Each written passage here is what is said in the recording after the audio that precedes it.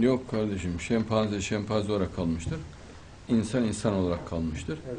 Bir kere şempanzenin zaten şuuru yok. Evet. Yani şuur yok hayvanlarda. Onu anlamıyor adamlar. Evet. İnsanda bilinç var. Hayvanda bilinç yok. Yani şempanzede bilinç yok. Evet. Yani istersen normal Avrupalı bir adam gibi olmuş olsa bile o hayvandır. Yani bilinci olmadığında hayvan olur. Bilinç olması lazım insan olması için. Bunu da anlamıyorlar.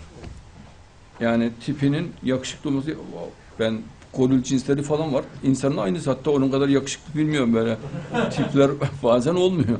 Geçenlerde vardı adam artist gibi yani. Renkli gözlü falan gördünüz mü siz?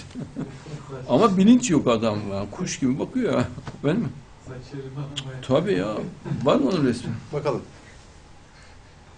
Birçok delikanlıdan daha yakışıklı yani.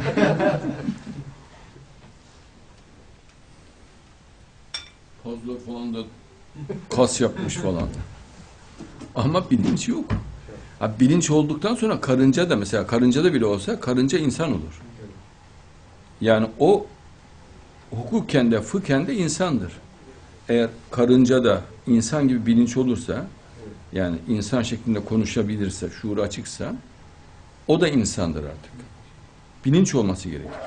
Yani beynin içinde gören bir göz, ben görüyorum diyen bir göz, ben duyuyorum diyen bir bilinç olması lazım. Budur asıl insan olan varlık.